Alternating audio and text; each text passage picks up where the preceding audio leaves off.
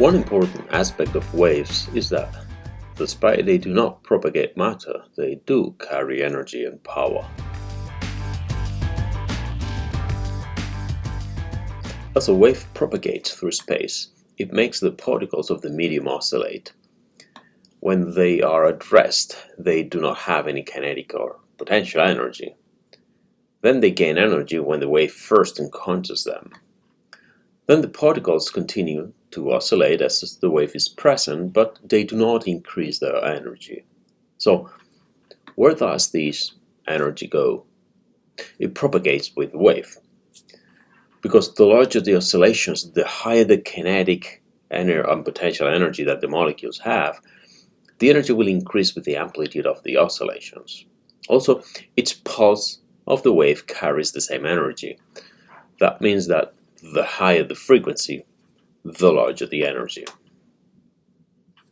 The energy of a wave on a string per unit wavelength, that is, the energy carried by each wavelength of wave, is 1/2 of mu a squared omega squared times lambda.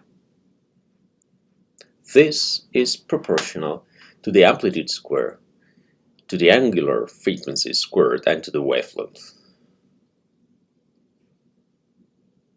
Because the power is the energy per unit time, and we have introduced the energy per unit wavelength, if we divide this energy by one period, which is the time to travel one full wavelength,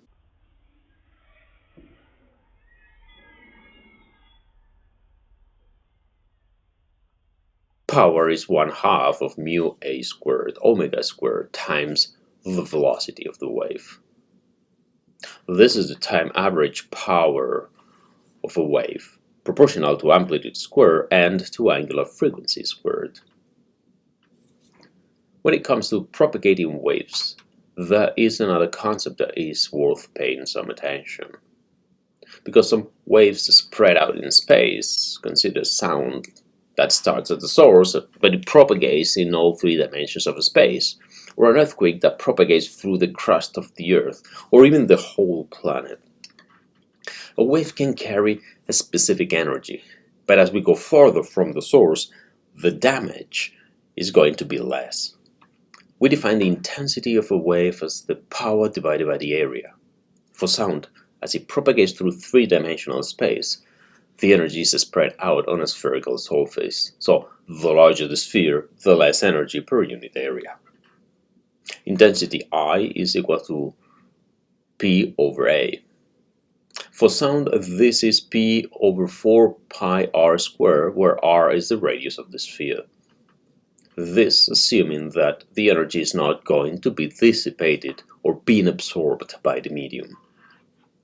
For example, let's consider a sound generated at a loudspeaker of 120 watts. The sound travels through space and its intensity decreases as 1 over the distance squared. The intensity at 1 meter of distance is 120 divided by the area of the sphere of 1 meter of radius. Power over 4 pi r squared. 120 divided by 4 pi is 9.55 watts per square meter. At a distance of 10 meters, this is 120 divided by 4 pi times 100. This is 0.095 watts per square meter. May science be with you.